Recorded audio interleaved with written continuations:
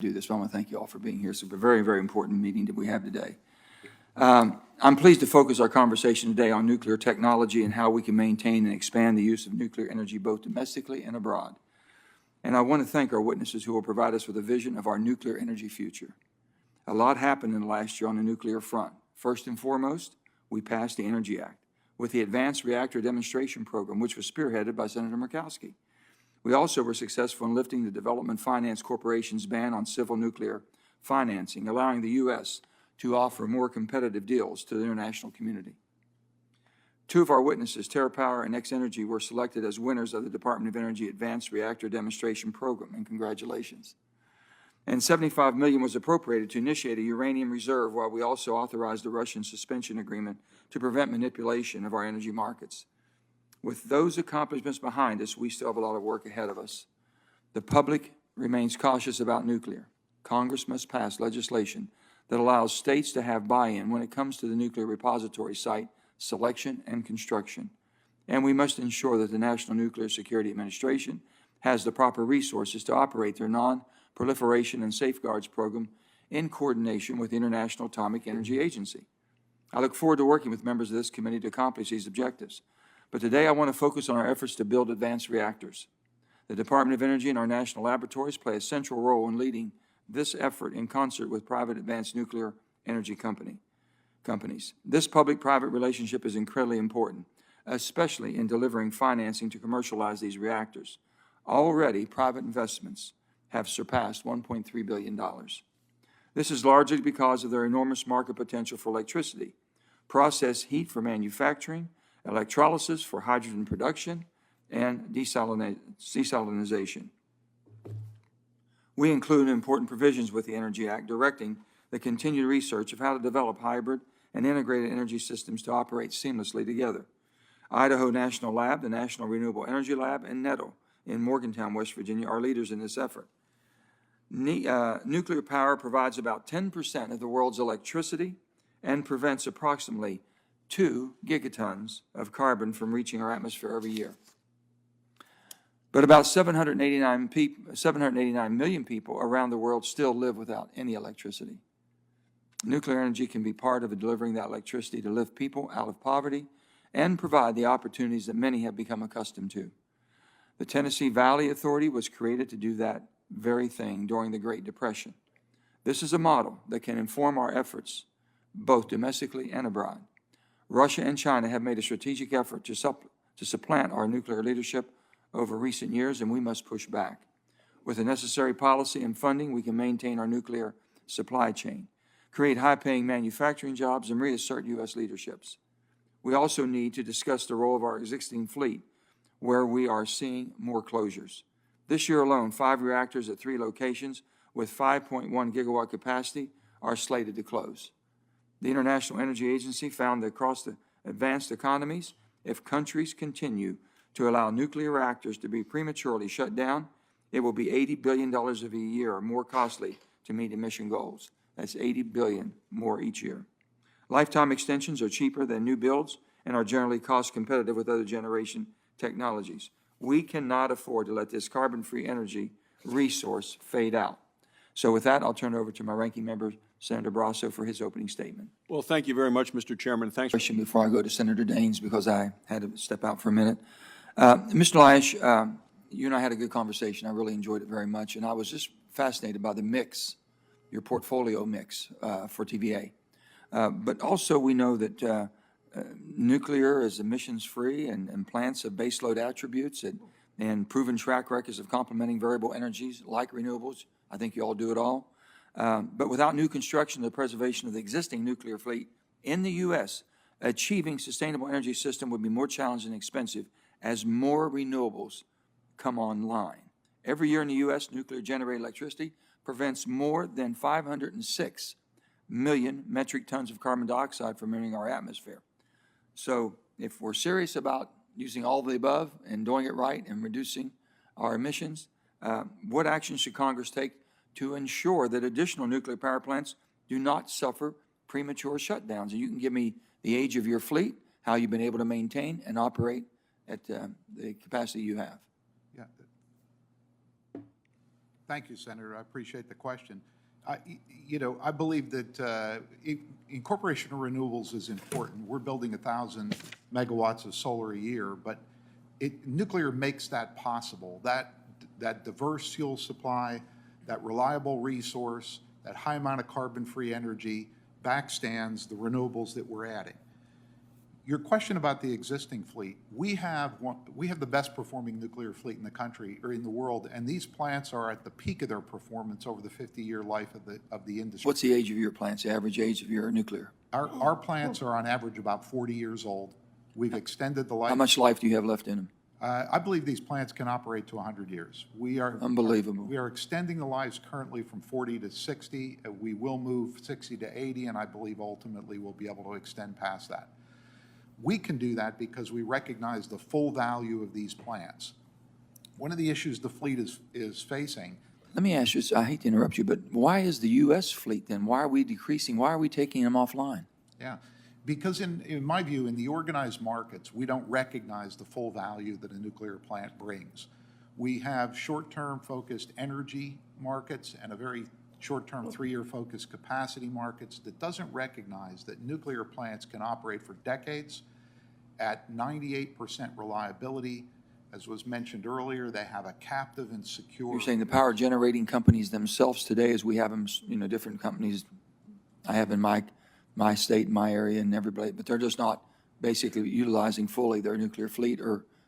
That's correct. The markets don't recognize the full value. In order to correct that in the organized market, it's going to take action. Because all we hear about is, well, as the fossil plants decrease, then we have to come on with renewables. Well, we know renewables don't have storage, so they're not base load. But then the only base load I have ever known to be totally base load was nuclear and coal. Both fuels are right there. Now gas has replaced an awful lot of the coal fleets, and it seems like it's been more competitive and cost-wise against nuclear, so it's replacing nuclear and coal. Gas is. And that's what we're seeing in the national market.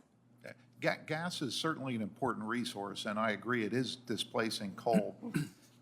We should be aware, though, that gas, although it's valuable and it's important bridge fuel, it still emits carbon dioxide as an effluent. Nuclear does not. Nuclear adds tremendous economic impact to the communities where those exist. The nuclear unit, on average, probably produces about $1 billion a year. And the cost of your nuclear, you're selling your nuclear power at what price? Our nuclear power is the second lowest cost resource on the system. Our hydroelectric is the lowest. Nuclear is the second. Lower than gas and lower than renewables? It is. Gas has approached nuclear power prices for us, but not surpassed them. And Wind and solar? Both higher than nuclear I'll be power darned. costs. Mr. Sell, you have anything on this since you're right in the throne of things? No, it's a great question that I know the Congress and the states have struggled with. Fundamentally, We never hear, we don't talk, you understand, all of us here, we don't hear about nuclear. We don't talk about nuclear, and it's been around. We've been running our whole military for, 50-plus years? Yeah. But yet we don't even talk about it. It's all we're talking about. And I like renewables. We have renewables in my state. Every state has renewables. But nuclear really does the job, 24/7. The issue has become in the United States, as we have deregulated the markets and appropriately deregulated them, we have a market design failure in each of the individual states that regulate their Talking about electric merchants, market. right? Merchant plants? Well, it's not just merchant plants. It's a market design that does not value the number one attribute that nuclear power gives, which is 24/7 baseload emissions-free generation. That has a tremendous value, which nuclear operators are not compensated for in the marketplace. And as a result, you've seen good operating plants producing power at very low costs shut down, not in the TVA region, but in the Midwest region, when they were in a perfect condition to continue to operate. And it's really an issue that the Congress, I hope, can work with the states to resolve. Thank you. My time's up. Senator Daines. Chairman Manchin. Senator Brasso, they're still on the first vote, if you can believe it. I thought it would have wrapped up when I went down. I could have voted twice and come back, but this is the Senate. Welcome to the most deliberate body in the world. if I'm repeating a question, please forgive me and then let me know what you're thinking. I just think all of you, I really believe we're missing a golden opportunity if we don't get back in action. And I think Mr. Lash and I had, like you said before, we had a good conversation and realizing how strong TVA is, but it's a whole different ballgame, the way it was created, who it is, how it operates. But they do it and do it so well. If it can work in that type of environment, it can work in the market environment too. But I'm understanding from what you all have told me is that starting with FERC, starting with regulatory, basically in Washington, demanding that we have that type of dependable, reliable, and affordable power, which is base load. And, because we've had other things kind of freeze up, we've had other things kind of shut down, stop, and I think Texas is a wake-up call. I'm more concerned also, too, about the security. And I think nuclear can scare the daylights out of some people thinking of the catastrophe. I remember 3 Mile and how this happened. So they're saying, oh boy, if we have a cyber attack, I'm gonna let all of you comment on it. If we have a cyber attack, then we're really in the problem there because they can really melt this thing down and cause catastrophic, okay? So Mr. Sell, if you want to start on that, and then we'll go right down. Thank you for the opportunity. The X-Energy plant is intrinsically safe. So what does that mean? What it means, Senator Manchin, Chairman Manchin, is that our plant cannot melt down. What happened at 3 Mile Island is physically impossible to happen in an XE100 plant. So is the plant safer? Yes, it's safer. But the more important thing is we do not have to build all of the safety-related systems that a typical light water reactor plant has to make. So we result in a much simpler plant that is more economic to build and more economic to operate. And that is why our plant can be built quicker, can be operated more cheaply, and therefore it's much more attractive from an economic standpoint than traditional large light water reactor plants. Mr. Melby, do you have any comments on this? This is my last just question. Yeah. I just need to know how we can make sure that nuclear is allowed to do the job we know it can do. And right now, we're not in that mindset, is what you're telling me. It's aspirational. Everybody wants to stop this, stop that, and let's do everything with renewables and this and that, and I understand. But we know it's not going to carry the load. It will not afford us 24/7, rain or shine. And to be the number one and be a superpower of the world and having the demand for power that we've taken for granted all these years, we've got to continue.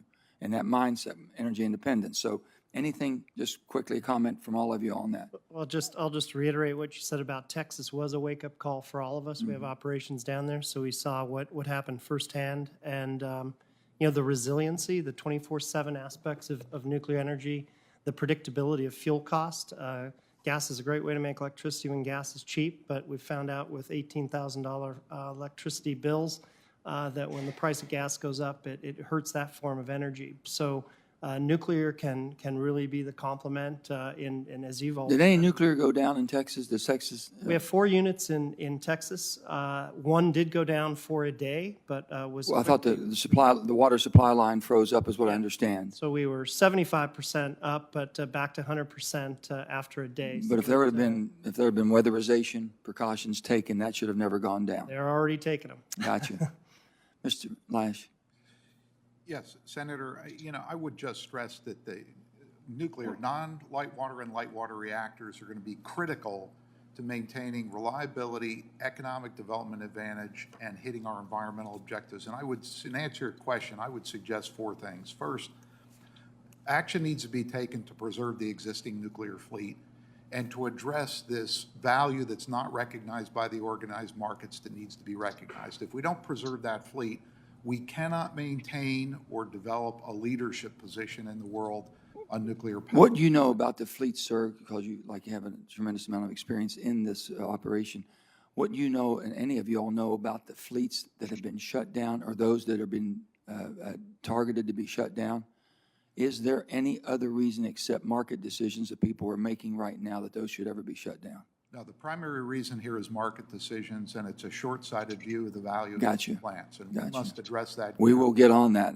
We can get into that real quick.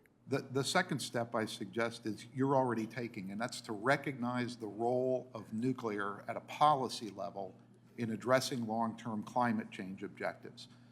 The third is to support the development and deployment of advanced reactors, light water and non-light water reactors, and I think the ARDP is a step to doing that.